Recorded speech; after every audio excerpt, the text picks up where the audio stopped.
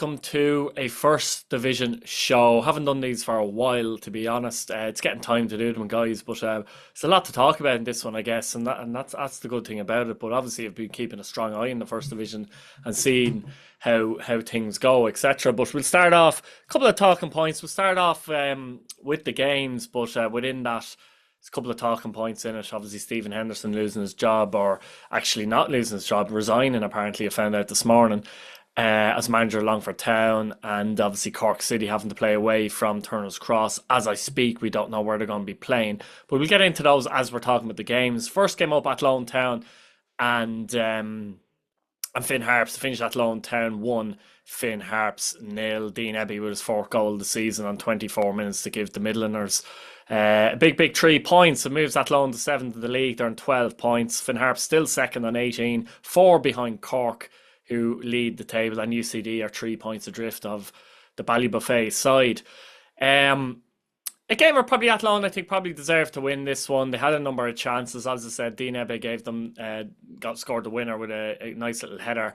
McKenna had a couple of chances in this game as well for Athlone.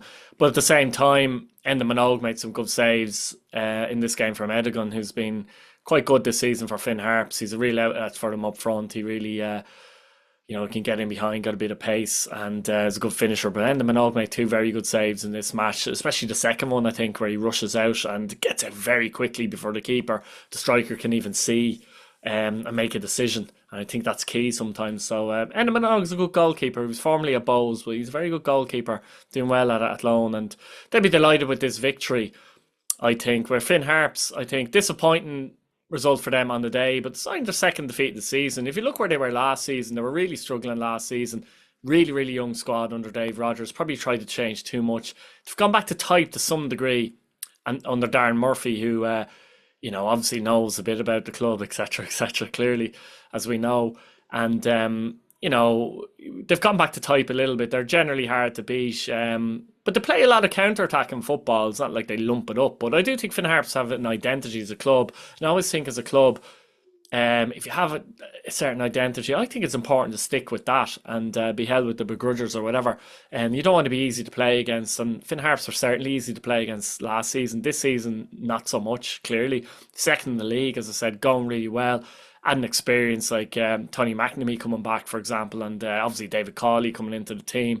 So there's a mix there with young players like Edigan up front who's really prospering as well. So I think Darren Murphy's done a very good job, and I know it's early in the season, but I guarantee a playoff place. The question is, can they challenge Cork City for the title? That would be interesting. Who knows? I think they're more likely.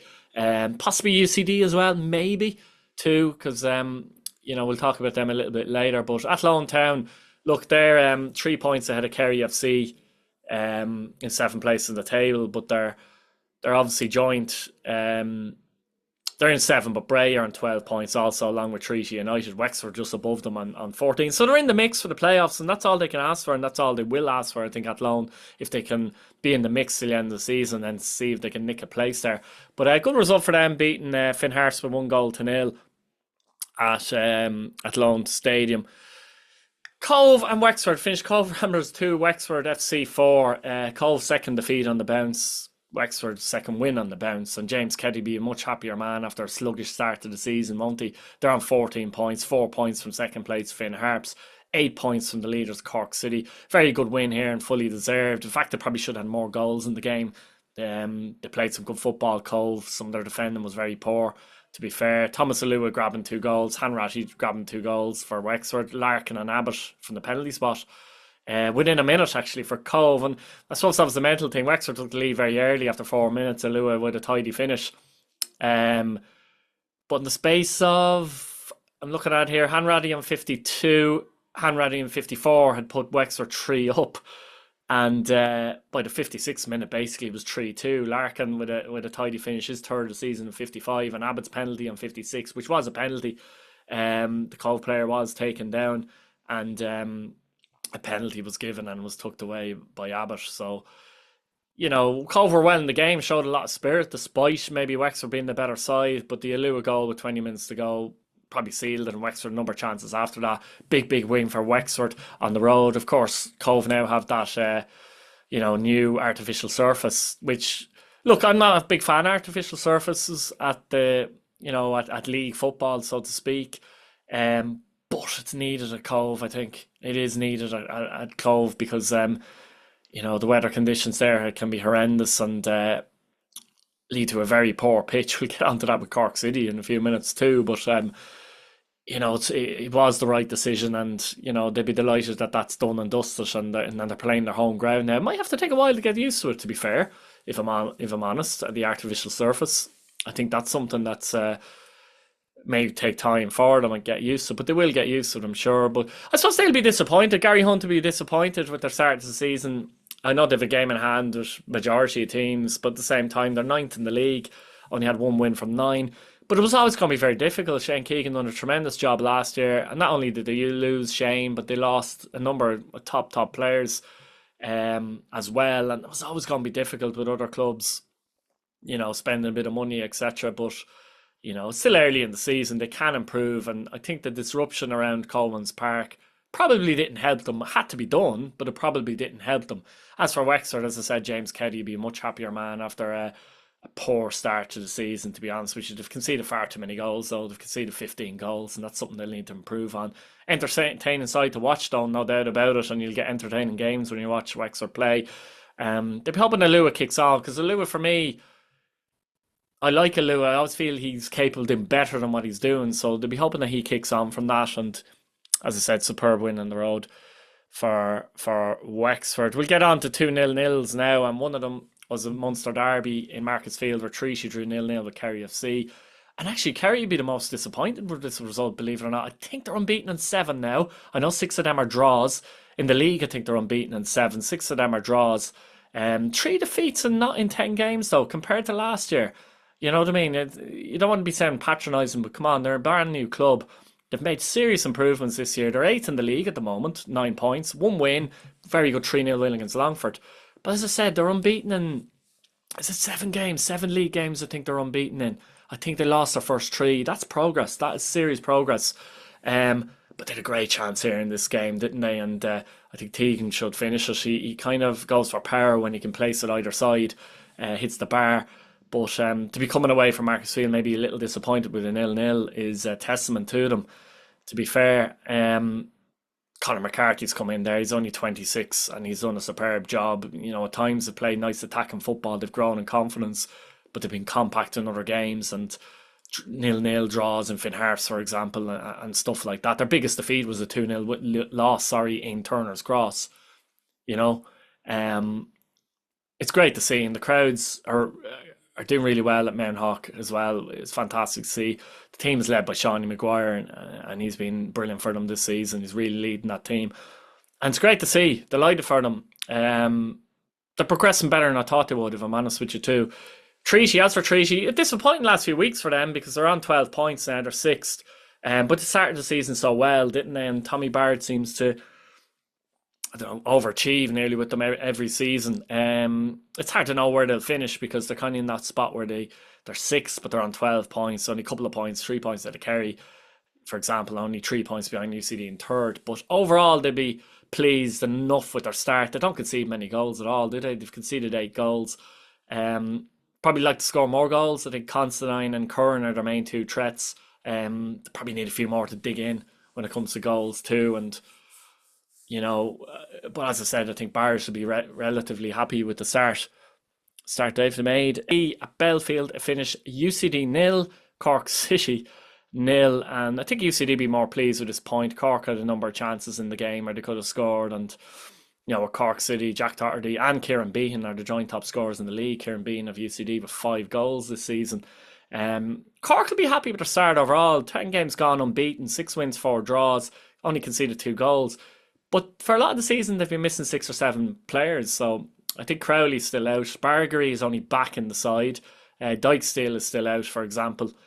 And a number, I should say, of other players have been missing for them too. Bulger's just come back into the team, etc.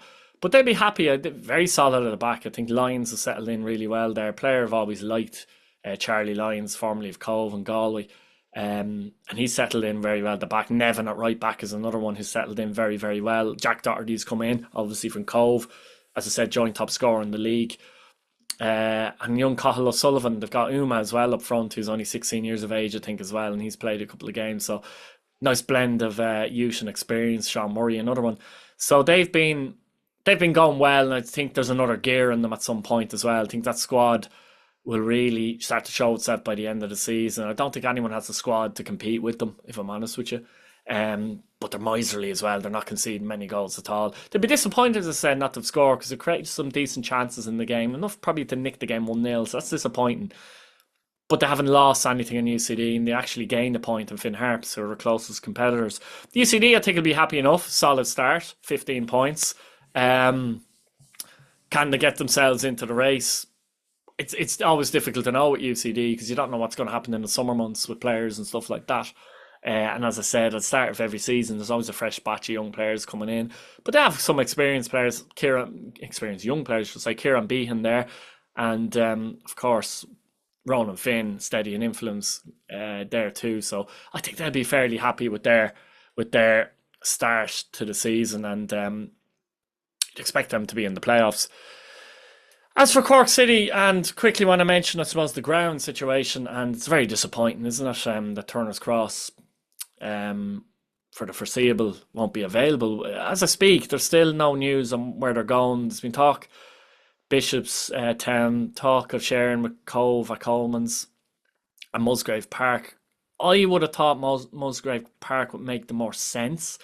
It'll be interesting to see if that's the case. I know they've 2 home games coming up, and we've had no announcement yet, so it'll be interesting to see what happens there. It could be an announcement for all I know by the time this video comes out, but if it's a hazard a guess to be Musgrave Park, could be wrong. Let me know what you think in the comments if you're a Cork fan on that. But it's disappointing. You see, the Munster FA, I think, own the lease basically at Turner's Cross. I think they own the lease. And the problem is, it's not used just for Cork City. And of course, Cove had to use it earlier on the season. The weather's been horrendous this season, by the way, so far, all round too, which hasn't helped clearly. And it's just, it's in a state, you know, there's been junior games, amateur games been played there too. And that's the problem, like with these leases, etc., that everyone gets to use the pitch. It's not just that Cork City. It's not like Man United senior team only using Old Trafford, you know what I mean? It's a real pity, but hopefully we hear something fairly soon. Finally, finished Longford Town 0. Bray Wanderers 3. An absolute disaster, to be honest, for Longford Town. I'll talk about Bray first, though. A resurgence in the last few weeks from Bray with a couple of wins now. Good win for them, 3-0 on the road, 0-0 half time. Grogan was good in this game, managed to score a goal. Harry Grimm got the 3rd goal after 81 minutes, after Max Murphy had come up from right back and fired it home on 64 with their 2nd goal. But obviously Ian Ryan be much happier now. They're in the playoffs. They need to keep improving. I said Wexford have conceded a lot of goals. Brave conceded 17. It's an awful lot of goals. However, they've scored 18. They're the top scorers in the league. So if you want an entertaining First Division game, there's a good chance if you go to the Carlisle or go and see Bray anywhere, you'll get one. But I don't know what's happened at Longford. I mean, I'll talk about their results first before I talk about the manager situation. 8 games gone, bottom of the league, no wins, conceded 18, scored 8, 3 points. Some horrendous performances in the last few weeks. You know, a bad 3-0 win in Kerry, defeat in Kerry, 3-0 defeat here. Some of the defending, you're kind of going, you're just shaking your head. It's poor. I don't understand how they've struggled so badly. And obviously Stephen Henderson has resigned, according to him. In the meantime, Longford put out a statement there before that and said that they'd parted ways. They didn't really suggest that Henderson had resigned, but I take Stephen Henderson's word for it. They also said that Will Groves and Gavin Pearce will be in charge interim. And then Gavin Pearce comes out with a statement to say that, you know, he's actually left the club. So I don't really know why they announced that. Clearly they publicly announced that and hadn't spoken to Gavin Pearce about this. So that's a bit odd, isn't it? So there seems to be a lot of issues in Longford Town in that regard. There's a serious loss of communication there. And I suppose, from my point of view, looking at them,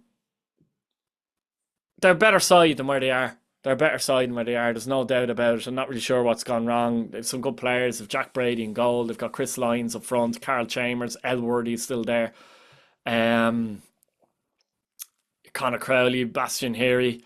They do have some good players. Like, you know what I mean. I didn't expect them to make a massive impact at the top end of the table, but surely they're better players than be bottom after 8 games with no wins and some bad defeats within that. And they obviously threw away a result against Athlone. They've thrown away a couple of results as well. So, you know, they're surely a better side than that, surely. So it's disappointing to see where they are, particularly with crowds so low. It's very disappointing to see Longford where they are. Um, you know, nearly everywhere else crowds are up, and crowds are extremely low there at the moment. I'd say only a couple of hundred are going to their games, and you know, as I said, I know results haven't been good. Stephen has resigned. I don't know who's going to come in now. As I said, you had that little miscommunication with Gavin Pearce, etc.